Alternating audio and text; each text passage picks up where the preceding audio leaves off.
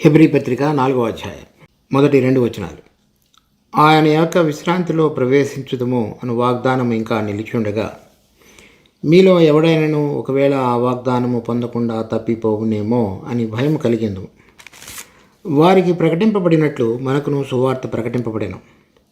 కానీ వారు వినిన వారితో విశ్వాసము కలవారై కలిసి ఉండలేదు కనుక విన్న వాక్యము వారికి నిష్ప్రయోజనమైనదాయను. తర్వాత అదే అధ్యాయంలో 11వ వచనం నుంచి, కాబట్టి అవిధేయత వలన వారు పడిపోయినట్లుగా మనలో ఎవడనూ పడిపోకుండా ఆ విశ్రాంతిలో ప్రవేశించుటకు జాగ్రత్త పడుదుము. ఎందుకనగా దేవుని వాక్యము సజీవమై బలము గలదై 2 అంచులు గల ఎటువంటి ఖడ్గము కంటేనూ వాడిగా ఉండి ప్రాణ ఆత్మలను కీళ్లను మూలుగను విభజించినంత మటుకు దూరుచు హృదయం యొక్క తలంపులను ఆలోచనలను శోధించుచున్నది. మరియు ఆయన దృష్టికి కనబడని సృష్టము ఏదీ లేదు. మనము ఎవనికి లెక్క అప్పచెప్పవలసినదో ఆ దేవుని కన్నులకు సమస్తమును మరుగులేక తేటగా ఉన్నది. హెబ్రీ పత్రిక 3-4 అధ్యాయాలు అపోస్తలుడైన పౌలు హెబ్రీ భాష మాట్లాడేటువంటి యూదులకు రాసినటువంటి పత్రిక. దానిలో ఈ 3-4 అధ్యాయాలలో ఏ విధంగా వారి పితరులైన వారు ఐగుప్తు నుండి బయలుదేరి వచ్చిన తర్వాత కనాను దేశానికి ప్రవేశించే విషయంలో తప్పిపోయి ఉన్నారనే విషయాన్ని వారి గమనానికి తీసుకుని వస్తూ ఎందుకు తప్పిపోయారనే విషయాన్ని ఈ 3-4 అధ్యాయాలలో తేటగా వారికి తెలియపరిచాడు. అలా వారికి తెలియపరచడం మాత్రమే కాకుండా అది వారు 4వ అధ్యాయం మొదటి వచనంలో మీలో ఎవడైనను ఒకవేళ వాగ్దానము పొందకుండా తప్పిపోవునేమో అని భయం కలిగింది. అనగా ఇప్పుడు మారు మనసు పొంది ప్రభువైన యేసుక్రీస్తునందు విశ్వసించిన విశ్వాసులను గురించి, యూదా విశ్వాసుల గురించి మాట్లాడుతున్నాడు. కనుక ఒకసారి విశ్వాసులకు ఈ పత్రిక రాస్తున్నప్పుడు అది హెబ్రీ భాష మాట్లాడేటువంటి యూదుల విశ్వాసులకైనా, అది వేరే భాష మాట్లాడేటువంటి అన్యజనులలో నుంచి ప్రభువైన యేసుక్రీస్తునందు విశ్వసించినటువంటి విశ్వాసులకైనా సమంగా వర్తించేదిగా ఉన్నది. కనుక ఈ విషయాలలో ఈ వారికి చెప్పబడినటువంటి విశ్రాంతి, వారందరూ కూడా ఐగుప్తు దేశంలో నుంచి బయలుదేరి వచ్చి కనాను దేశంలో ప్రవేశించడం. చూడండి, నిర్గమకాండం 6వ అధ్యాయం 6వ వచనం. కాబట్టి నీవు ఇశ్రాయేలీయులతో ఇలాగ చెప్పము, నేనే యెహోవాను, నేను ఐగుప్తీయులు మోయించు బరువుల క్రింద నుండి మిమ్మల్ని వెలుపలికి రప్పించి వారి దాసత్వములో నుండి మిమ్మల్ని విడిపించి నా బాహువు చాపి గొప్ప తీర్పులు తీర్చి మిమ్మును విడిపించి మిమ్మును నాకు ప్రజలుగా చేర్చుకొని మీకు దేవుడినైందును. అప్పుడు ఐగుప్తీయుల బరువు క్రింద నుండి మిమ్మల్ని వెలుపలికి రప్పించిన మీ దేవుడైన యెహోవాను నేనే అని మీరు తెలుసుకుందరని. నేను అబ్రహాము, ఇస్సాకు, యాకోబులకు ఇచ్చేదనని చెయ్యి ఎత్తి ప్రమాణం చేసిన దేశంలోనికి మిమ్మల్ని రప్పించి దాన్ని మీకు స్వాస్థ్యముగా ఇచ్చేదను. నేను యెహోవానని చెప్పమనగా మోషే ఇశ్రాయేలీయులతో అలాగూ చెప్పాను.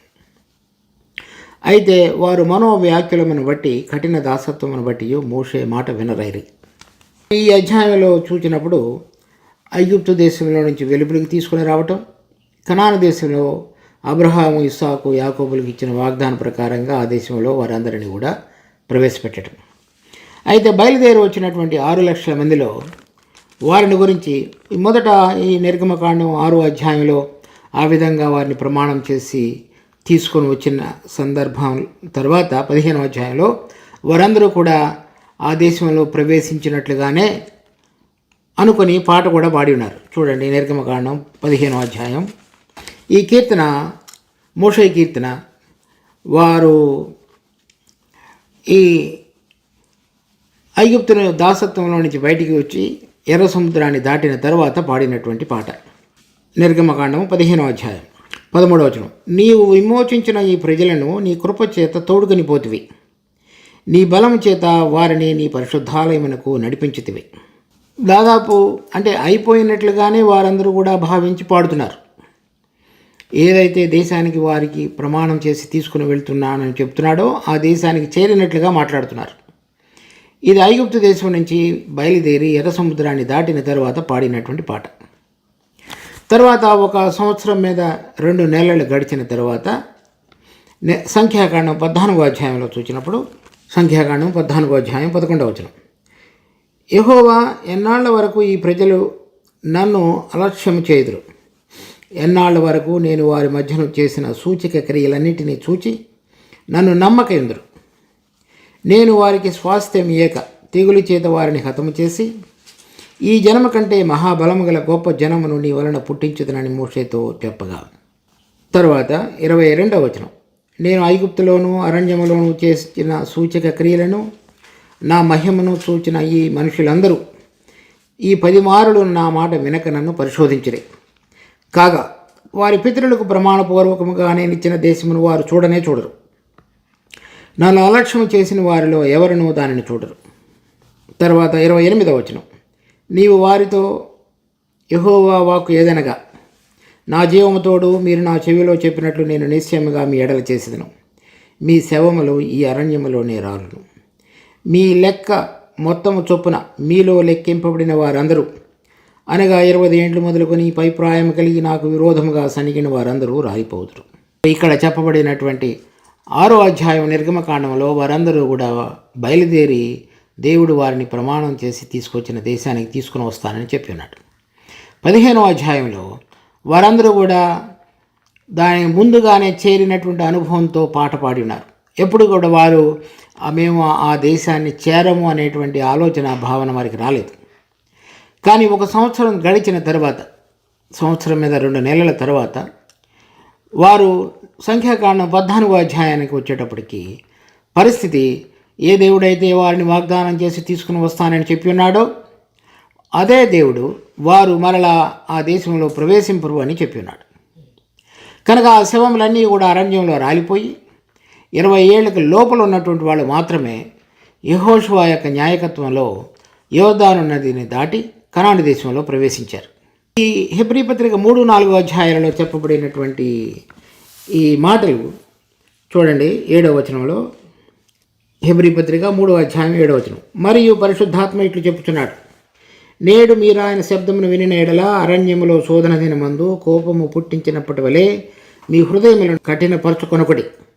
ఈ భాగము ఈ 7వ వచనం నుంచి 11వ వచనం వరకు కీర్తనలు 95వ అధ్యాయంలో మీ భాగాలు. తర్వాత అంటే ఒక కీర్తనకారుడు ఈ తప్పిపోయినటువంటి ఇశ్రాయేలీలు విశ్రాంతిలో ప్రవేశించలేదు కనుక, దేవుని ప్రజలకు విశ్రాంతి నిలిచి ఉన్నది కనుక, చూడండి 4వ అధ్యాయం 8-9. యెహోషువ వారికి విశ్రాంతి కలుగ చేసిన ఎడల ఆ తర్వాత మరి ఒక దినమని గురించి ఆయన చెప్పకపోవును. కీర్తనకర్త యెహోషువ ఇశ్రాయేలీలందరినీ కనాను దేశంలో ప్రవేశపెట్టిన తర్వాత రాయబడింది. ఒకవేళ యెహోషువ కాలంలో వారందరికీ నిజమైనటువంటి విశ్రాంతిని కనుక పొంది ఉన్నట్లయితే కీర్తనకారుడు రాసి ఉండేవాడు కాదు. కనుక కీర్తనకారుడు రాసి ఉన్నాడు కనుక ఈ 9వ వచనంలో ఏం చెప్తున్నాడంటే, కాబట్టి దేవుని ప్రజలకు విశ్రాంతి నిలిచున్నది. ఎందుకనగా దేవుడు తన కార్యములను ముగించి విశ్రమించిన ప్రకారము ఆయన యొక్క విశ్రాంతిలో ప్రవేశించిన వాడు కూడా తన కార్యమును ముగించి విశ్రమించును. కాబట్టి అవిధేయత వలన వారు పడిపోయినట్లుగా మనలో ఎవడు పడిపోకుండా విశ్రాంతిలో ప్రవేశించుటకు జాగ్రత్త పడుతుంది. వీరు తప్పిపోయినారు కనుక తన ప్రజలకు, అంటే విశ్వసించినటువంటి ప్రతి విశ్వాసి కూడా ఆ విశ్రాంతిలో ప్రవేశించుదు అనేటువంటి వాగ్దానం ఇంకా నిలిచి ఉండగా అని చెప్తున్నాడు. తర్వాత దానికి ఇక్కడ చెప్పబడినటువంటి 3వ అధ్యాయం 7వ వచనంలోను తర్వాత చూసినట్లయితే 13-15 వచనాల్లో కూడా 3వ అధ్యాయంలో, నేడు మీరు ఆయన శబ్దమును వినిన ఎడల కోపము పుట్టించినప్పటి వలె మీ హృదయములను కఠినపరచుకునొకటి. తరువాత 4వ అధ్యాయం 6-7 వచనాలలో, కాగా ఎవరో కొందరు విశ్రాంతిలో ప్రవేశించుదురన్న మాట నిశ్చయం కనుకను, ముందు సువార్త వినిన వారు అవిధేయత చేత ప్రవేశింపలేదు కనుకను, నేడు మీరు ఆయన మాట వినిన ఎడల మీ హృదయములను కఠినపరచుకొనకుడి వెనక చెప్పబడిన ప్రకారము ఇంతకాలమైన తరువాత. కనుక ఇక్కడ ఈ చెప్పబడినటువంటి 3వ అధ్యాయంలో 2 చోట్ల, 4వ అధ్యాయంలో ఇంకొక చోట నేడు అని శబ్దము మీరు, నేడు ఆయన శబ్దమును మీరు వినిన ఎడల మీ హృదయములను కఠినపరచుకొనొకటి.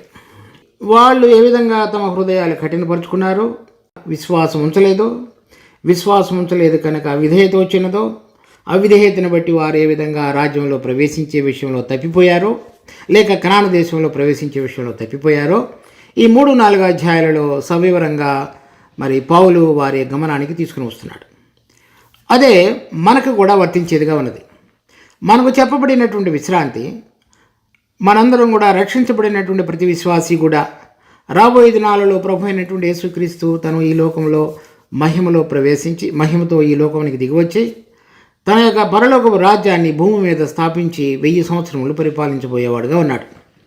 ఆ 1000 ఏళ్ల పరిపాలనా సమయంలో ఎవరెవరైతే విధేయత చూపించి ఆయనందు విశ్వాసం ఉంచి ఆ వాక్యాన్ని సరైన విధంగా వారి హృదయాలలో గైకొని ఆయనకు విధేయులుగా ఆయనను ప్రేమించి వెంబడించిన వారుగా ఉన్నారో వారు మాత్రమే ఆ విశ్రాంతిలో ప్రవేశించేవారుగా దేవుడు యోగ్యులుగా ఎంచి వారిని తీసుకుని వస్తాడు. పాపక్షమాపణ, నిత్యజీవము, ఆయనతో పాటుగా నిత్యత్వంలో ఉండుట అనేటువంటిది దేవుడు తన కృప ద్వారా ఉచితంగా విశ్వాసులందరి పక్షంగా చేసిన కార్యం. ఏదైతే ఎవరెవరైతే రక్త ప్రోక్షణను వారి గుమ్మపు కమ్మీల మీద ప్రోక్షించుకున్నారో వారందరికీ కూడా ఐగుప్తు దేశంలో నుంచి విడుదల ఏ విధంగా కలిగినదో అదేవిధంగా గొర్రెపిల్ల యొక్క రక్తమును బట్టి ఆయన చేసినటువంటి శిలువ కార్యాన్ని బట్టి విశ్వసించిన మన అందరూ కూడా పాపక్షమాపణ పొంది నిత్యజీవం అనే వరాన్ని పొందగలిగి నిత్యత్వంలో దేవునితో పాటుగా ఉండగలిగేవారుగా దేవుడు ఉచితంగా మనందరి పక్షంగా చూపించిన కృప అయినది. అది మనం చేసినటువంటి కార్యం కాదు, కానీ అది ఆయన చేసినటువంటి కార్యం. అలా రక్షించబడినటువంటి విధంగా విశ్వాసులు, పాత నిబంధనలో ఉన్నటువంటి ఇశ్రాయేలీయులు ఏ విధంగా అరణ్యములో దేవుని శోధించి దేవుని మాటకు అవిధేయత చూపించి ఆయన వాక్యానికి విశ్వాసంతో గైకొనలేదో అందుచేత వారందరూ కూడా వారి శవములు అరణ్యంలో రాలిపోయాయి. వాళ్ళు మరలా ఐగుప్తులోనికి వెళ్ళలేదు. తరువాత దేవుడు ఏదైతే వారికి విశ్రాంతిని అనుగ్రహించి పాలు తేనెలు ప్రవహించ దేశమునకు వారిని తీసుకొని వస్తానని చెప్పి ఉన్నాడో ఆ దేశంలోనూ వారు ప్రవేశించే విషయంలో తప్పిపోయారు. అదేవిధంగా విశ్వాసులమైన మనందరం కూడా ఉచితంగా రక్షణను అనుభవించిన తరువాత ఆయన యొక్క ఉన్నతమైనటువంటి కృపను బట్టి మనందరం కూడా అపవాది యొక్క కుతంత్రములు దాసత్వములో నుంచి విడుదల పొంది లోకం యొక్క దాసత్వం నుంచి విడుదల పొందిన తరువాత ఏ విధంగా మన ప్రభువుని విధేయత చూపించి ఆయనను ప్రేమించి ఆయన వాక్యాన్ని గైకొని జీవించాలో ఆ జీవించే విషయంలో గనక విశ్వాసంతో గైకొనినటువంటి జీవితం గనక లేకపోయినట్లయితే ఆ 1000 ఏళ్ల పరిపాలనా సమయంలో ఆయనతో పాటుగా కలిసి జీవించుట అనే విషయంలో దేవుడు మనల్ని యోగ్యులుగా ఎంచకుండా ఉండే అవకాశం ఉంది. కనుక మనము జాగ్రత్త పడతాము. ఇక్కడ చూడండి 4వ అధ్యాయం 1వ వచనంలో ఆయన యొక్క విశ్రాంతిలో ప్రవేశించదు మన వాగ్దానం ఇంకా నిలిచి ఉండగా, అనగా మన ప్రభువైన యేసుక్రీస్తు ఇంకా రాలేదు కనుక ఆయన వచ్చినప్పుడు ఆయన సమస్తమును తన స్వాధీనపరుచుకొని మనందరం కూడా విశ్రాంతి పొందినట్లుగా సమస్తమైన అపవాది యొక్క ఆధిపత్యాన్ని అంతటినీ కూడా మట్టుబెట్టి దేవుని యొక్క రాజ్యము భూలోకములో కూడా జరుగునట్లుగా చేసి అందరూ కూడా విశ్రాంతిలో ప్రవేశించగలిగేటట్లుగా చేసేటువంటి దానికి ఇంకా వాగ్దానం నిలిచి ఉన్నది కనుక, ఆయన ఇంకా రాలేదు కనుక, తన రాజ్యాన్ని భూమి మీద ఇంకనూ స్థాపించలేదు కనుక మీలో ఎవడైనాను ఒకవేళ ఆ వాగ్దానము పొందకుండా తప్పిపోవునేమో. ఏ విధంగా అయితే ఇశ్రాయేలీయులు అరణ్యంలో ఆ వాగ్దానంలో పొందకుండా రాలిపోయారో మీరు కూడా అటువంటి విధంగా తప్పిపోయే అవకాశం ఉన్నది కనుక తప్పిపోకుండా భయము కలిగి ఉందాం. అనగా మనము దేవుని యొక్క వాక్యాన్ని కలిగి ఆయన భయంలో ఆయనకు ఇష్టకరంగా ఆయనను ప్రేమిస్తూ వెంబడించుదాము అని అర్థం. తర్వాత ఎందుకు వారు ఆ విధంగా తప్పిపోయారు అనేటువంటి విషయాన్ని 2వ వచనంలో చెప్పబడింది. వారికి ప్రకటింపబడినట్లు మనకును సువార్త ప్రకటింపబడింది.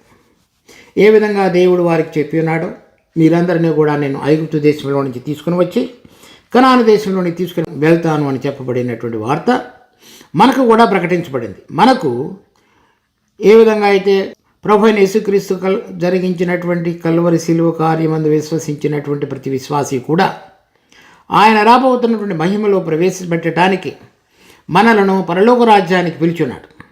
చూడండి 3వ అధ్యాయం 1వ వచనం.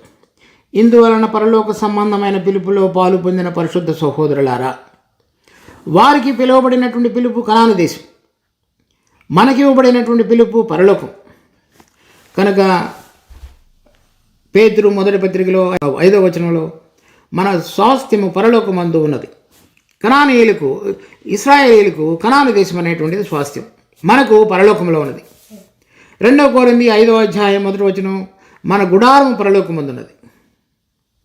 గలతీ పత్రిక 4వ అధ్యాయంలో యెరూషలేము, పైనున్న యెరూషలేము మనకు తల్లి, అది పైన ఉన్నది. తర్వాత ఎఫెసీ పత్రిక 1వ అధ్యాయం 3-4 వచనాలలో మనకి ఇవ్వబడినటువంటి వాగ్దానములు, ఆశీర్వాదములు అన్నీ కూడా ఆత్మ సంబంధమైనవి, పరలోక సంబంధమైనవి. కొలసీ పత్రిక 1వ అధ్యాయంలో మన గృహ నిర్వాహకత్వము పైన ఉన్నది. కనుక ఇక్కడ చెప్పబడినటువంటి పిలుపు, రాజ్యము, స్వాస్థ్యము, పౌరసత్వము, ఫిలిప్పీ పత్రిక 3వ అధ్యాయం 21వ వచనంలో ఇవన్నీ కూడా పరలోక సంబంధమైనవి. నిత్య జీవం అనేటువంటిది, దేవునితో నిత్యత్వంలో ఉండటం అనేటువంటిది వరము. కానీ అక్కడ పౌరసత్వాన్ని పొంది, అధికారాన్ని పొంది, ప్రభువుతో మహిమలో ఉండి ఆ రాజ్యాన్ని స్వాస్థ్యంగా పొందగలగటం అనేటువంటిది దేవుడు మనలను, ఆయనను ప్రేమించి, ఆయనను మనం ప్రేమించి, ఆయన చెప్పిన వాక్యానికి విధేయత చూపించి, ఆయన కోరిన విధంగా జీవించినటువంటి వాళ్లకు దేవుడు ఇవ్వబోయేటువంటి గొప్ప బహుమానం. రక్షణ అనేటువంటిది ఉచితంగా ఇవ్వబడినటువంటి వరం. ఈ రాజ్యంలో ఆయనతో పాటుగా ప్రవేశించి, ఆయనతో పాటుగా ఏలికలుగా, పాలకులుగా, అధికారులుగా, మహిమ కలిగిన వారుగా ప్రవేశించడం అనేటువంటిది మనకి ఇవ్వబడేటువంటి బహుమానం. కనుక ఈ బహుమానం విషయంలో పౌలు విశ్వాసులను ఏమని హెచ్చరిస్తున్నాడంటే, వారు తప్పిపోయినట్లుగా మనము కూడా తప్పిపోవదుమే అని భయం కలిగి ఉందము. దానికి కారణం చెప్పి ఉన్నాడు, ఎందుకు తప్పిపోయారు అనేటువంటిది. 2వ వచనంలో, వారికి ప్రకటింపబడినట్లు మనకును సువార్త ప్రకటింపబడిన, కానీ వారు వినిన వారితో విశ్వాసము కలిసిన వారై ఉండలేదు కనుక విన్న వాక్యము వారికి నిష్ప్రయోజనం ఆయన. అంటే వినినటువంటి వారు ఎవరైతే ఉన్నారో యెహోషువ, కాలేబులు, అటువంటి వారితో కలిసి వీరు విన్న వాక్యము, మిగిలినటువంటి 10 గోత్రాలు వెళ్ళినటువంటి మరి ఆ వేగు చూడటానికి వెళ్ళినటువంటి వారు విశ్వాసంతో కలిసి ఉండలేదు. కనుక వాళ్ళందరూ కూడా ఆ వాక్యాన్ని ఎటువంటి విధంగా వినాలో విని వారు అన్వయించుకోనలేదు కనుక వారు తప్పిపోయారనేటువంటిది మనం పాత నిబంధనలలో సంఖ్యాకాండంలో చూస్తాం. కనుక వినిన వాక్యము వారికి విశ్వాసముతో కలిసి ఉండలేదు కనుక తప్పిపోయారు. కనుక దేవుడు వారందరినీ కూడా కనాను దేశానికి తీసుకువెళ్ళటానికి చెప్పబడినటువంటి వాగ్దానం, ఆ వార్త వారు ఆ కనాను దేశాన్ని విశ్వాసంతో చూచే విషయంలో సరైన విధంగా లేకపోయారు. వారికి శరీర సంబంధమైనటువంటి మాంసాహారం కానీ, వారు తినవలసిన ఆహారం కానీ, శరీరానికి కావలసిన నీరు కానీ, ఇంకా ఇతరమైనటువంటి శరీర సంబంధమైన సౌకర్యాలు మాత్రమే వారి హృదయాలలో మెదలి, దేవుడు వారికి ఉన్నతంగా ఇవ్వబోతున్నటువంటి కనాను దేశం యొక్క విలువను వారు గుర్తించే విషయంలో తప్పిపోయారు. అక్కడ ఉన్నటువంటి మరి ఆజానుబాహువులైన మనుషులను చూచినప్పుడు భయము, అక్కడికి వెళ్ళాలనేటువంటి నిరీక్షణ లేకుండా ఉన్నటువంటి తత్వం, తర్వాత ఇప్పుడు ఇక్కడ ఈ శరీర సంబంధంగా ఉన్నటువంటి లోకంలో ఉన్నటువంటి ఆశలు, వాటన్నిటిని నెరవేర్చుకునే విషయంలో దేవుడు వారికి అనుగ్రహించినటువంటి ఉన్నతమైన స్వాస్థ్యమును గురించినటువంటి నిరీక్షణ వారి హృదయంలోనికి ఎప్పుడు కూడా చొరబడనివ్వలేదు.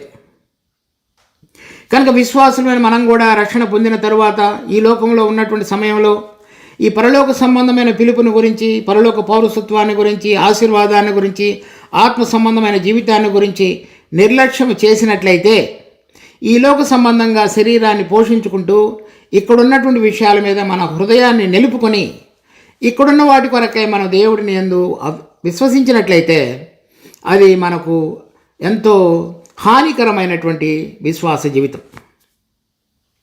వారు వినిన వాక్యము కనాను దేశానికి వెళ్ళటానికి చెప్పబడినటువంటి సువార్త, మనకు చెప్పబడినటువంటి సువార్త వాక్యము రక్షణ పొందిన మనందరం కూడా మారు మనసు పొందుట మాత్రమే కాకుండా ఆయనను ప్రేమించి మనకి ఇవ్వబడినటువంటి పిలుపు యొక్క ఔన్నత్యాన్ని మనం గుర్తెరిగి పరలోక సంబంధమైనటువంటి పౌరసత్వము, స్వాస్థ్యము, ఆశీర్వాదము దాని కొరకు మనం జీవించాలనేటువంటిది దేవుని యొక్క ఉద్దేశం. ఈ లోకంలో పిలువబడినటువంటి ఏ విశ్వాసికి కూడా ఈ లోకము దేవుని చేత ముందుగానే తృణీకరించబడినటువంటిది. ఈ దేశము, ఇప్పుడున్నటువంటి ఈ లోకము అపవాది యొక్క అధికారం కింద ఉన్నటువంటిది. అది మొత్తం కూడా దేవుని చేతిలో ఖండించబడి శిక్షకు పాత్రులుగా ఎంచబడి అగ్ని చేత దహించబడటానికి దేవుని యొక్క సమయంలో ఏర్పాటుకు సిద్ధపరచబడింది. కనుక ఇక్కడున్న దాన్ని వాటిని మనం కనుక ప్రేమించినట్లయితే అది దేవునికి శత్రువులుగా చేయబడతాం. అలా అయినట్లయితే, లోకమును ప్రేమించినట్లయితే పరలోక సంబంధమైనటువంటి విషయాలలో మన హృదయం నింపబడి ఉండదు. కనుక ఆయనను ప్రేమించే విషయంలో కానీ, నిరీక్షణ విషయంలో ఇశ్రాయేలీయులు ఏ విధంగా తప్పిపోయారో మనం కూడా అదే విధంగా తప్పిపోయే అవకాశం ఉన్నది. కనుక మనము భయం కలిగి నడుచుకుందాము అని చెప్తున్నాడు. సో వినిన వాక్యము విశ్వాసముతో కలిసి ఉండలేదు. కనుక మనం విశ్వాసం అనగా ఏదైతే దేవుని యొక్క విశ్వాసము వినుట వలన కలుగునో, వినుట దేవుని వాక్యము వలన కలుగును. వారు వినినటువంటి వాక్యము, దేవుని వాక్యాన్ని ఏ విధంగా వినాలో, వినినటువంటి దాని ద్వారా వారి అంతరంగంలో, అంతరింద్రియాలలో వినగలిగినటువంటి ఆ చెవులు, మన ప్రభువు మాటి మాటికి చెప్పబడినటువంటి మాట, చెవులు గలవాడు వినుగాక. ఆ చెవులు ఆ దేవుని మాటను జ్వరబడనీయకుండా ఉన్నటువంటి వారి యొక్క ఆ చెవులు ఏ విధంగా అయితే తుప్పుబడినట్టుగా చేయబడ్డాయో, అంటే దేవుని మాట వారి హృదయంలోనికి జ్వరబడనీయకుండా చేయబడ్డాయో, అంటే పరలోక సంబంధమైన పిలుపు విషయంలో, వారు చూసే విషయంలో, వినే విషయంలో ఆ గుడ్డితనంలోనికి వచ్చి ఉన్నారు. మనము కూడా అదే అపాయకరమైనటువంటి స్థితిలో విశ్వాసి ప్రయాణించేటువంటి అవకాశం ఉన్నది. దానిని మనం గుర్తెరిగినప్పుడు మాత్రమే అది విశ్వాసంతో కలిసి ఉన్నట్లుగా మనం చెప్పవచ్చు. మన సంభాషణలలో ప్రతిరోజు పైన వాటిని వెతకి చూసి, ఆత్మ అక్కడున్నటువంటి తండ్రి చెప్పబడినటువంటి సంగతులను మనకి తెలియజెపుతున్నప్పుడల్లా మనం లోబడుతూ, వాటి విషయంలో ఆనందిస్తూ, వాటి విషయంలో మనం సరైనటువంటి అవగాహన కలిగి జీవించినట్లయితే, వాటిని మనం వెంబడించినట్లయితే, వాటిని పొందాలనేటువంటి ఆశ, నిరీక్షణ కలిగి మన హృదయాన్ని, మన యొక్క అంతరంగ సంబంధమైనటువంటి ఇంద్రియాలను చూడగలగటం, వినగలగటం కనుక మనం చేయగలిగినట్లయితే, అబ్రహాము రాబోతున్నటువంటి ఆ పట్టణాన్ని చూశాడు. మోషే తను పొందబోయేటువంటి బహుమానాన్ని చూశాడు. పాత నిబంధనలో ఇటువంటి వివరణ లేకపోయినప్పటికీ వారి అంతరింద్రియములు ఆ విధంగా వెలిగించబడి అదృశ్యమైన వాటిని చూడగలిగి, ఏదైతే మనిషి యొక్క చెవులకు వినబడవో వాటిని, దేవుని యొక్క స్వరాన్ని వారు తేటగా వినగలిగి, వారి ఈ లోకంలో మరణించినప్పటికీ, నాశనకరమైన శరీరాన్ని విడిచిపెట్టబడవలసి వచ్చిన స్థితికి వచ్చినప్పటికీ కూడా దేవుని సంబంధమైన విషయాలను ఆత్మ సంబంధంగా చూడగలిగినటువంటి స్పష్టతలో ఈ లోకంలో, ఈ దేహంలో వారు పరదేశులమని, మరి యాత్రికులమనే విషయాన్ని గుర్తెరిగి ఆ విధంగా జీవించినటువంటి వారి జీవితాలు దేవుని ఎదుట బడా నమ్మకమైన దాసుడా అని చెప్పబడేటట్లుగా చేయబడ్డాయి. మనం ఆ విధంగా జీవించకపోయినట్లయితే ఆ వాక్యము మనలో విశ్వాసముతో కలిసి ఉండలేదని అర్థం. విశ్వాసంతో కలిసి ఉన్నట్లయితే ఏవైతే అదృశ్యమైనవో అవి చూడగలుగుతాడు. విశ్వాసంతో కలిసి ఉన్నట్లయితే ఏ విషయాలు సహజమైనటువంటి చెవులకు వినబడవో వాటిని వినగలుగుతాడు. ఏ విషయాలైతే రుచికరంగా అనేక మంది చూడలేరో వాటిని రుచికరంగా వారు ఆస్వాదించగలుగుతారు. ఏ విషయాలైతే తాకబడలేవో మనిషి యొక్క చేతుల ద్వారా వాటిని వారు తాకగలుగుతారు. ఆ విషయాలను వారు రుచి చూడగలుగుతారు. వారు రుచి చూసే విషయంలో అంతరింద్రియాలు, చేతులు కానీ, కళ్ళు కానీ, ముక్కు కానీ, తర్వాత చెవులు కానీ అవి పనిచేయనటువంటి స్థితిలోనికి తీసుకుని రాబడ్డాయి. దాని ద్వారా ఆ కనాను దేశం యొక్క విలువను పాత నిబంధనలో ఇశ్రాయేలులు ఏ విధంగా మరిచిపోయారో, దేవుడు అనుగ్రహించినది కాకుండా వారి శరీర సంబంధమైనది, ప్రస్తుత పరిస్థితులకు అవసరమైన వారి విషయాల ద్వారా వారి హృదయాలు నింపబడి ఉన్నాయో, దేవుని ఇవ్వబోతున్నటువంటి విశ్రాంతి యొక్క విలువను గుర్తెరగకుండా జీవించారు. మనము అటువంటి స్థితిలో పడిపోయేటువంటి అవకాశం ఉన్నది. కనుక పౌలు మనందరినీ, విశ్వాసులైన వారందరినీ కూడా హెచ్చరిస్తున్నాడు. కనుక మన యొక్క గమనము, మన దృష్టి ఇక్కడున్న విషయాలను గురించి తొలగి, దేవుడు మనకు ఆత్మ ద్వారా రాబోతున్న సంగతులను గురించి ఆయన మనకి మాట్లాడుతున్నప్పుడెల్లా, తండ్రివి కుమారునివి తీసుకొని మనకు తెలియజెప్పుతున్నప్పుడెల్లా, ఏదైతే పరలోక సంగతులు ప్రభువు చెప్పి వెళ్ళి ఉన్నాడో అవి ఆత్మ మన జీవితాలలో కొనసాగించుతూ ఆ ఆకాశము తెరవబడి మహిమపరచబడినటువంటి క్రీస్తును, స్టెఫెను చూడగలిగినట్లుగా, మహిమ కలిగిన దేవుడు మన పితరుడైన అబ్రహాముకు ప్రత్యక్షమైనటువంటి రీతిలో, మోషేకు ప్రత్యక్షమైన రీతిలో మనము ఆ ప్రత్యక్షతలోనికి రాగలగటానికి ఈ లోకము నుంచి, ఈ శరీరం నుంచి దృష్టిని మరల్చి అవి చూడగలిగినట్లయితే, వారిని చూడగలిగినట్లయితే అప్పుడు మనలో ఆ విశ్వాసము పనిచేస్తున్నట్లుగా మనం చెప్పవచ్చు. మన అంతరింద్రియాలు వెలిగించబడి ఆయన ఆత్మ ద్వారా బోధించేటువంటి జ్ఞానము ద్వారా నింపబడి, ఏవి దాచబడి ఉన్నాయో, ఏవి కనుమరుగై ఉన్నాయో అవి ఆత్మ మనకు తెలియపరుస్తున్నప్పుడల్లా వాటిని గ్రహించగలిగినటువంటి శక్తి యొక్క అనుభవంలోనికి మనిషి రాగలిగినట్లయితే అప్పుడు మనలో విశ్వాసం పనిచేస్తున్నట్లుగా మనం గమనించవచ్చు. దానికి ఒక మార్గాన్ని పౌలు ఈ అధ్యాయంలో చెప్తున్నాడు. చూడండి, 4వ అధ్యాయం 12వ వచనం.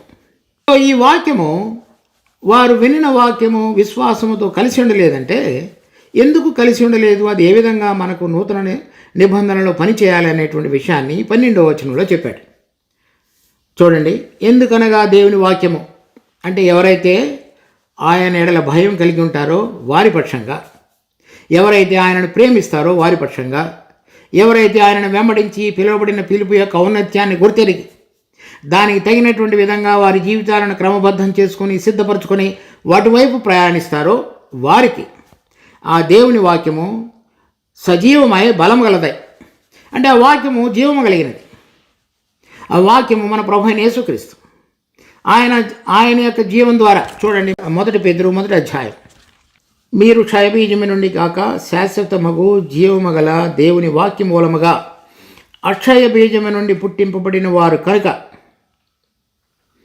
జీవము గల అక్షయ బీజము నుండి పుట్టింపబడిన వారు అంటే ఆ వాక్యంలో ప్రాణం ఉన్నది.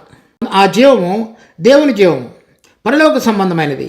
అది తండ్రి యొద్ద నుండి వచ్చినది కనుక అక్కడ ఉన్నటువంటి విషయాల నిమిత్తమై మనలను పురికల్పగలగడానికి ఈ మట్టి శరీరాలలో దేవుడు ఉంచినటువంటి మన యొక్క మనుషుని యొక్క ఆత్మలో జీవించటానికి పని చేయగలగడానికి అవసరమైనటువంటి జీవం అది. ఆ వాక్యము జీవము కలిగినదే. ఏ విధంగా అయితే శరీర సంబంధమైనటువంటి మనం ఈ శరీరం జీవించడానికి అవసరమైన ఆహారం అవసరమో, ఆహారం ద్వారా మనం ఊపిరి పోల్చుకొని ఈ లోకంలో పని చేయటానికి, నడవటానికి, ప్రతి పనిని చేయటానికి పనికొచ్చేదిగా ఉన్నదో, ఆత్మ సంబంధంగా జీవించగలగటానికి అవసరమైనటువంటిది దేవుని వాక్యం. ఆ వాక్యములో జీవం అన్నది. ఆ జీవం ద్వారా దేవుని సంబంధమైనటువంటి విషయాలను చూడగలిగి, వినగలిగి, మాట్లాడగలిగి ఆ ప్రకారంగా జీవించగలగడానికి పనిచేసేటువంటిది ఆ వాక్యం.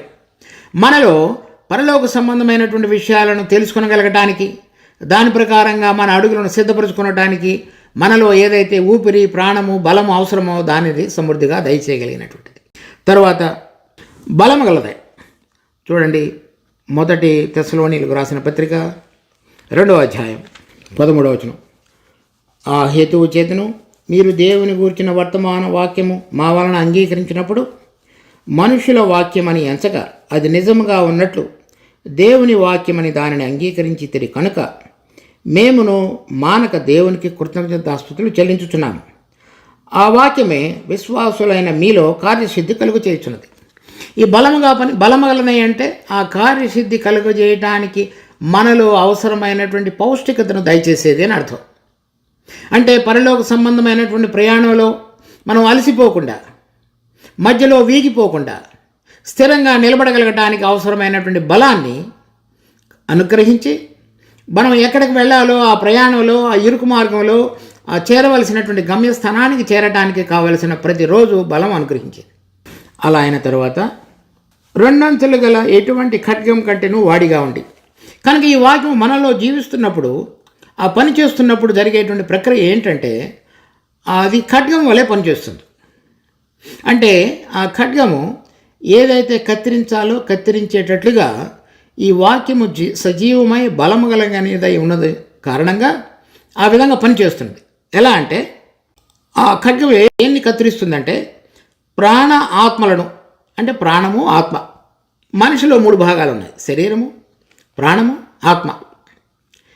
ఈ అంతర లోపల ఉన్నటువంటి ప్రాణం, దానికి లోపల ఉన్నటువంటి ఆత్మ, ఆ రెండింటినీ కూడా ఈ వాక్యము విభజిస్తుంది.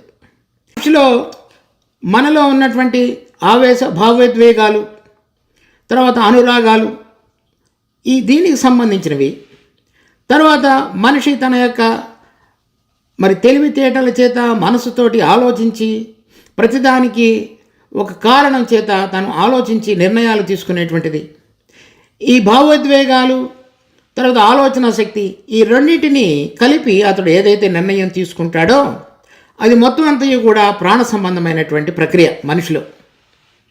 ఆత్మ దేవుని సంబంధమైన విషయాలు, దేవునితో సహవాసత, మనలో ఉన్నటువంటి మనస్సాక్షి విషయంలో దేవునితో సంబంధం కలిగి దేవుని విషయాలను గుర్తిరగలగడానికి పనికొచ్చేటువంటిది ఆత్మ. కనుక ఈ ప్రాణ సంబంధంగా మనలో కనబడుతున్నటువంటి విషయాలు, ఆత్మ సంబంధంగా మనలో ఉన్నటువంటి ఈ మనస్సాక్షి, తర్వాత దేవునితో సహవాసత, దేవుని విషయాలు గ్రహించడానికి కావలసినటువంటి దేవుని యొక్క శక్తి. ఈ మూడు ఆత్మ సంబంధమైనవి. కనుక మనం ఈ లోకంలో జీవించేటప్పుడు మనం ఏ విషయాలను చూస్తున్నామో, మన హృదయం దేని మీదుగా ఆలోచించేదిగా ఉన్నదో, తర్వాత దేని విషయంలో మన యొక్క తలంపులు మనల్ని నడిపించేవిగా ఉన్నాయో, ఆ రెండింటిని చక్కగా పరీక్షించగలిగినటువంటి న్యాయాధిపతి ఆ వాక్యం. ఇక్కడ చెప్పబడినటువంటి, తెలుగులో చెప్పబడినటువంటి మాట చూడండి. శోధించుచున్నది, హృదయం యొక్క ఆలోచనలను తలంపులను శోధించుచున్నది. అది గ్రీకు భాషలో వాడబడినటువంటి మాట తీర్పు తీర్చుచున్నది అని అర్థం. శోధించడం అంటే అది మనకి తెలియజెప్పడం మాత్రమే.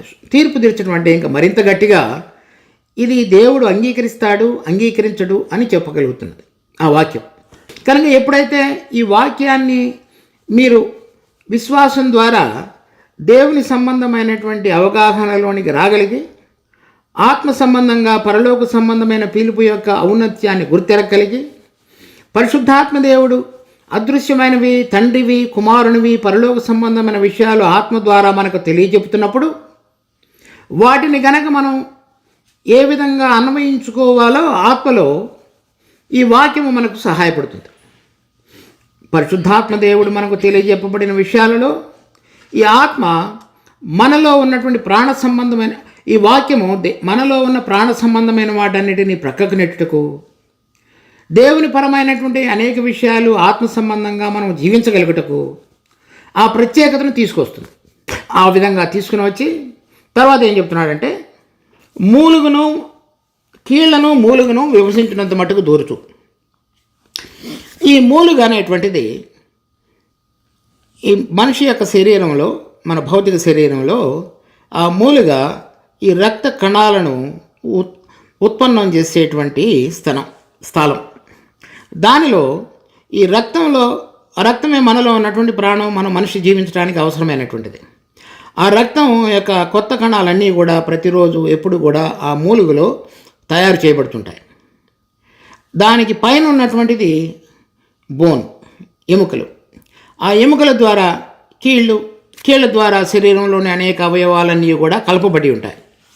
కానీ అవన్నీ కూడా సరైన విధంగా పనిచేయాలంటే ఈ మూలుగులో ఉన్నటువంటి రక్తం చేసేటువంటి కణముల ద్వారా మాత్రమే అవన్నీ కూడా వాటి యొక్క క్రియలు నిర్వహించబడటానికి పనికి రాగలిగిన విధంగా ఉంటాయి. ఈ వీనిలో ఉన్నటువంటి రక్త కణాలు ఆత్మ సంబంధంగా మనకు వాక్యం ద్వారా ఇవ్వబడినటువంటి ఆ జీవం, ఆత్మ సంబంధమైనటువంటి జీవం మనలో పనిచేసేటట్లుగా అయినట్లయితే, ఆ మూలుగులో అవి గనక ఉద్భవించేటట్లుగా వాక్యాన్ని విశ్వాసంతో మనం గాయకొనినట్లయితే, అప్పుడు ఆత్మ సంబంధమైన జీవం మనలో పనిచేసి ఈ ప్రాణం యొక్క ఈ భావోద్వేగాలు కానీ, ఆవేశపూరితమైనటువంటి విషయాలు కానీ, తరువాత మన యొక్క నిర్ణయాలు కానీ, అవన్నీ కూడా పరలోక సంబంధమైనటువంటి జీవానికి ఆధారంగా తీసుకుని రాబడతాయి. ఎవరైతే ఆత్మ ద్వారా వాటిని చూడగలుగుతారో, వినగలుగుతారో, వాటిని చేయగలగటానికి, ఆ విధంగా జీవించగలగటానికి అవసరమైనటువంటి దేవుని యొక్క వాక్యము మనలో దేవుని యొక్క జీవం పనిచేసేటట్లుగా చేస్తుంది. ఆ వాక్యం మనలో మీరు కనుక నివసించగలిగినట్లుగా చేసినట్లయితే, ఆ వాక్యం యొక్క తాకిడికి మీరు రాగలిగినట్లయితే, దేవుడు మనకు అనుగ్రహించిన వాక్యాన్ని ఏ విధంగా చూడాలో, వినాలో ఆ విధంగా చేసినట్లయితే, మనలో ఆ మూలుగలు అంటే ఆత్మ సంబంధమైన దానిలో ఆ రక్తము యొక్క కణములు ఏ విధంగా ప్రాణ సంబంధంగా ఉత్పన్నం అవుతాయో, ఆత్మ సంబంధమైనటువంటి జీవము కలిగిన కణాలు ఉత్పన్నం చేయబడి దేవుని వాక్యం ద్వారా మనము పరలోక సంబంధమైన దృష్టి, గమనము కలిగి ఈ లోకంలో జీవించగలగడానికి సహాయపడుతుంది.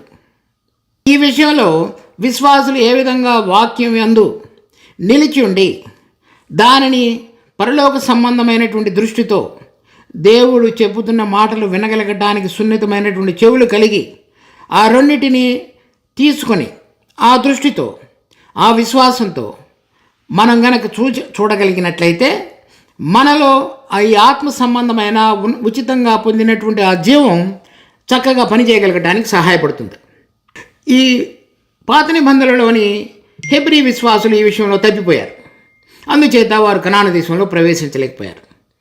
ఇప్పుడు నూతన నిబంధనలో ఉన్నటువంటి విశ్వాసులు కూడా ఈ వాక్యములో చెప్పబడినటువంటి పరలోక సంబంధమైన పిలుపు, వాటి యొక్క ఔన్నత్యము, ఆశీర్వాదము, పౌరసత్వము, స్వాస్థ్యము అనే విషయాలలో నిజమైనటువంటి అవగాహన లేక వాటికి సంబంధించినటువంటి జీవితాన్ని దేవుని యొక్క వాక్యం ద్వారా ఆ జీవంతో ముడిపెట్టుకొని ఆ విధంగా జీవించే విషయంలో కనుక తప్పిపోయినట్లయితే మన ప్రభు అయిన యేసుక్రీస్తు వచ్చి 1000 సంవత్సరాల పరిపాలన సమయంలో మనం కూడా ఆయనతో పాటుగా ప్రవేశించే విషయంలో తప్పిపోతాం.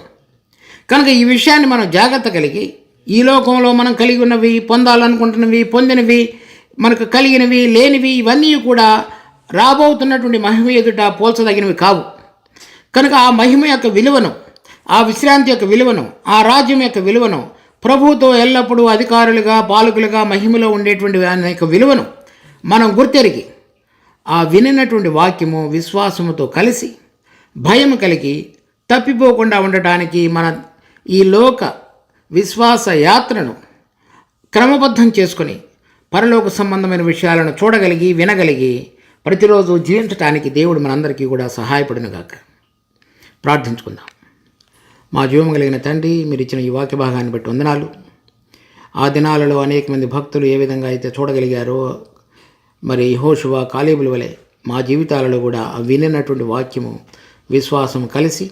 విశ్వాసంతో కలిసి ఉండగలిగినట్లుగా కృప చూపించి మమ్మల్ని నడిపించి, మరి మీరు పిలిచిన పిలుపుకు తగిన విధంగా మేము జీవించగలుగుటకు కావలసినటువంటి ధన్యతలోనికి మమ్మల్ని సిద్ధపరచమని మా రక్షకుడు ప్రభు అయిన యేసు నామమున అడిగి వేడుకుంటున్నాం తండ్రి.